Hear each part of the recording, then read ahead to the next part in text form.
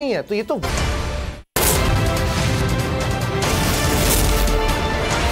अहम खबर से आपको आगाह करेंगे। आपको बताएं कि रमजान के चांद के हवाले से रोयत हिलाल कमेटी का इजलास जारी है। मरकजी रोयत हिलाल कमेटी के चेयरमैन मौलाना अब्दुल खबीर आज़ाद की सदारत में इजलास जारी है। पेशावर में इजलास का इनेकाद किया गया है।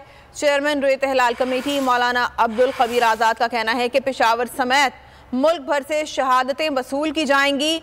आपको बताएं कि इस वक्त ये इजलास जारी है।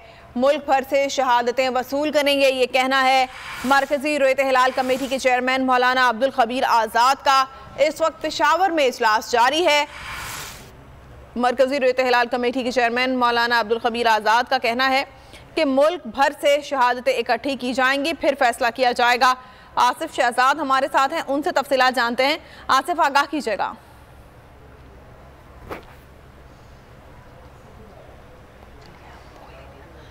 आसिफ, अगर आप सुन पा रहे हैं तो आगाह कीजिएगा कि मुल्क भर से शहादतें मौसूल होने का सिलसिला शुरू हो सका।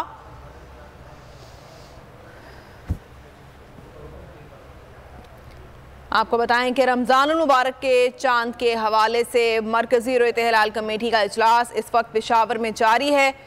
मरकजी रोयत हिलाल कमेटी के चेयरमैन मौलाना अब्दुल खबीर आज़ाद इसकी सदारत कर रहे हैं और चेयरमैन रोयत हिलाल कमेटी का ये कहना है कि मुल्क भर से शहादतें वसूल की